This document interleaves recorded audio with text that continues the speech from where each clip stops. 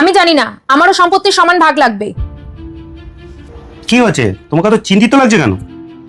আর বলো না, ও বাড়ি থেকে দাদা ফোন করেছিল, বাবা মার সম্পত্তি ভাগাভাগি হচ্ছে। আমিও বলে দিয়েছি যে আমারও সম্পত্তির সমান ভাগ চাই। তুমি কি বলো? আমিও তো আমার দাদার মতো বাবা মায়েরই সন্তান, তাহলে আমি আমার সম্পত্তির ভাগ কেন ছাড়বো? একদম ঠিক বলেছো তুমি। তুমিও তোমার বাবা মায়ের সন্তান, দাদার মতন। তুমি কেন সত্যি তোমার ভাগ কেন ছাড়বে? একদম ঠিক। আচ্ছা, আমাকে একটা কথা বলো তো, তোমার বিয়ে হয়েছে তো 10 বছর হয়ে গেছে। এই 10 বছরে তোমার বাবা মায়ের দায়িত্ব কে নিচ্ছে, তুমি না তোমার দাদা? আমার দাদা। আচ্ছা, আজকে সংসারের সমস্ত খরচা কে বহন করছে, তুমি না তোমার দাদা? দাদা। দাদা। আচ্ছা, আজকে বাবা মা যদি কোনো কারণে খুব গুরুতর অসুস্থ হয়ে হাসপাতালে ভর্তি হয়, তার চিকিৎসার জন্য খরচাটা কে বেশি বহন করবে, তুমি না তোমার দাদা?